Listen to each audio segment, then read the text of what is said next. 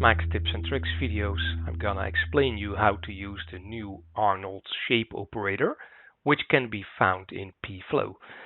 Just before I dive into the example, I want to show you guys my render setup. So in the render setup, my render is set to Arnold. Also, my active shading is set to Arnold, and I'm using the latest version of Arnold, so you can easily identify if you're running the latest version of Arnold in the Arnold Renderer tab. So this is the version. If there's a new version available, it's mentioned here, and you can go directly to the solid angle or the renderer, arnoldrenderer.com website, where you're able to download the latest version of the plugin.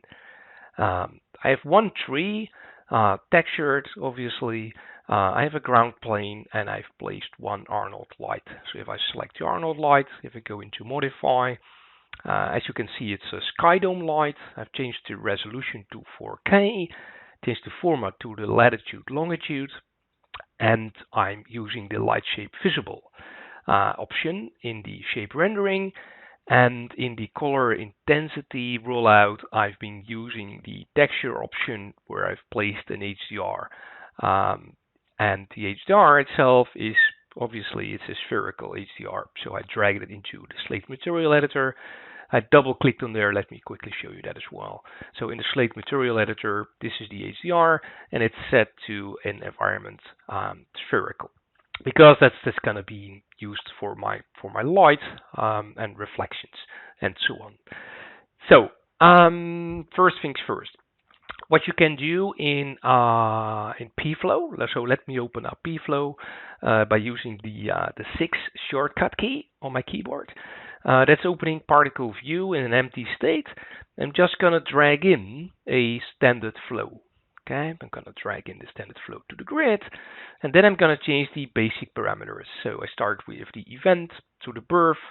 I'm not gonna do animation, just gonna scatter trees. So the emitter starts at 0, and the emitter also stops at 0. So I'm right-clicking the spinner. The amount, I want to have 1,000 trees to start with. The position icon is by default set to volume, and I'm going to replace the position icon with my position object. So from the depot, I'm just selecting the position object and dragging it over onto the position volume so that you see the red line. What means it's gonna replace the previous one. So the emitter object is my ground plane, so I'm gonna add it. Just gonna select it, so that's the ground. I don't need any speed, so I'm gonna get rid of this the speed operator. So I'm gonna right click. I'm gonna delete this one.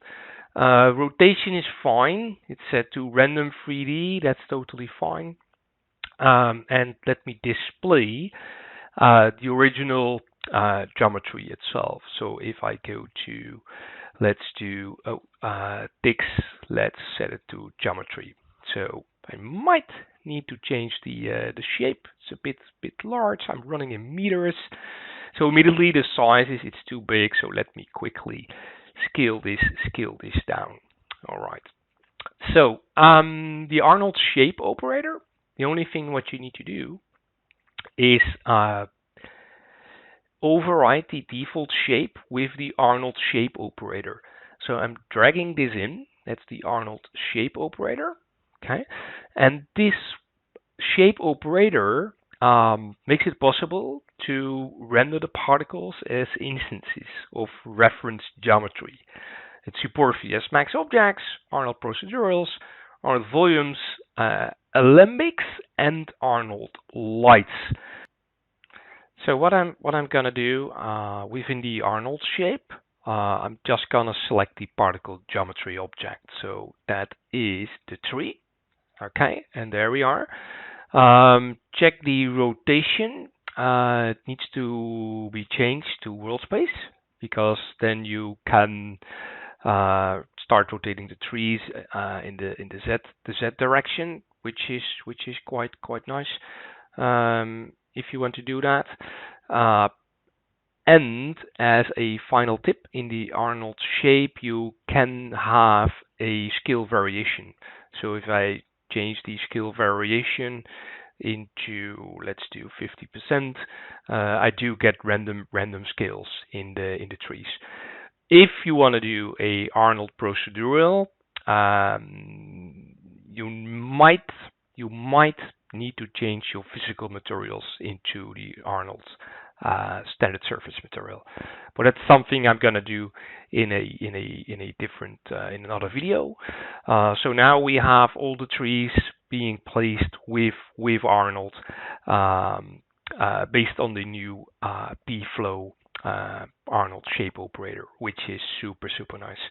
And of course, when I do hit render, it's gonna initialize all the objects, and the scene starts rendering.